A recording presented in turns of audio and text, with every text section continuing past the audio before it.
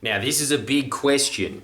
They're all big questions, bigger than the YouTube channel Big Questions, which I'm pretty sure, on saying that out loud, is big ideas. Nonetheless, I have officially renamed it Big Questions. Here we go. The question comes from a nice little affable young man who, I feel like I'm the host of Agro's Cartoon Connections, but he's got some problems studying school online. So here's some tips for keeping your concentration and attention rate going. Look, the first one that I would say, honestly, I don't know how online schooling works, but you know what I really do think gets you in a zone where you work for a long period of time. If you can find someone, and you would probably know someone like this from when you were in school, did you notice that with some people, when you are working on group projects, you just fuck around the entire time? Usually it would probably be one of your best friends, but there might be some of your friends that actually you can keep on track. Now, it's important that you are the one that's keeping them on track. This is where you need to start establishing your leadership skills. And that the way that you do that is you motivate them into the idea that learning is fun, which again, as we were talking about in a previous video, what you want to be doing in every scenario, like what I'm doing right now. Before I even turn this on, I thought about why I'm doing it. I thought about the why.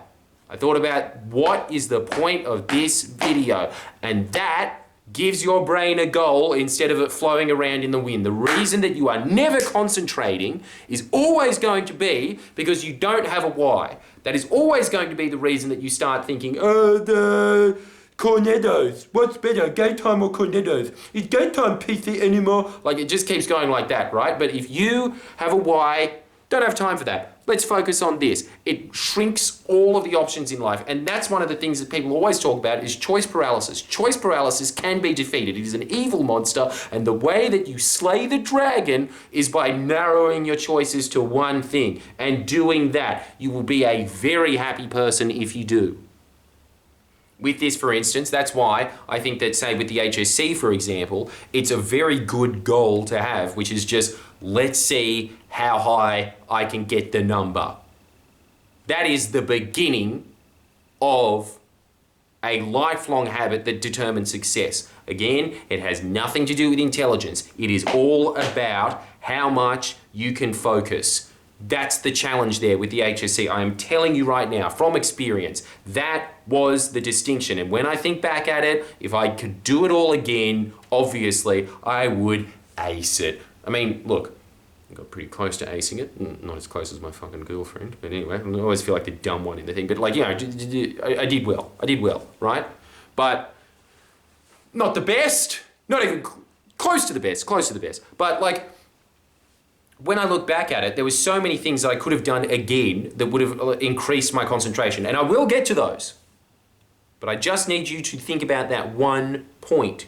Just think about that. That if you are able to converge with somebody that you can concentrate with, it kind of maximizes your concentration if you're able to do that. I don't know about how working online works, but I'll tell you this. Just Zoom a friend that you think you can study with, that actually will study, that is interested in studying. You will spur each other on. If you can just sit there and say that you're doing the HSC, both of you have the goal in mind that you want to be doing well. Get both of you together. The periods go longer, because when you are by yourself, it's a very hard thing, and it takes, honestly, it was the same thing that I was talking about with Neil, like, dude, 10 years in, I really do think that I'm better than the average person, much better than the average person at concentrating by myself. I still think that I'm terrible. When you are in that kind of workspace environment where you have to have things done and there's other people around you, there's just a certain pressure there that makes you focus. So that's the first thing. So just that. Rack your mind. If there's anybody that you can do that with, great. If you're a loser, keep listening, because I've got some other things for you. Don't worry about that. Old Uncle Geordie's has you covered. The other thing is, obviously, you want to every time that you're picking up a book, just before you do it, lifelong habit, start it while you're young, kiddos. Why? Do the why. Told you why. And then the next thing after that is every time you start feeling your mind swaying in the wind, I want you to put on one of those woman workouts that you see of just like, hey, thanks to Target, we're going to show you how to blast your glutes. You just want something that goes for 10 minutes. While it's going for 10 minutes, you can put on a podcast that you want to listen to. You want to put on a... What are those other things that people listen to these days? Music. You can put on some music that you want to listen to. I don't care what it is. You do that. You get yourself back into mode. You will feel like concentrating again after it if you just lightly exercise, even lightly. It's just about moving your body because human beings weren't conditioned to just sit there all day crouched over. They were supposed to be moving around through the jungle. So you have to make the, not 5000 BC version of that, which is Target presents glute blasting. Okay? You want to be doing that. Now, in between, as we've talked about before, classical music, your best friend, video game music. Why? It's repetitive. It puts you in a trance, makes you focus on what you're doing. It's also enjoyable. It's about making the process as enjoyable as possible so you want to do it.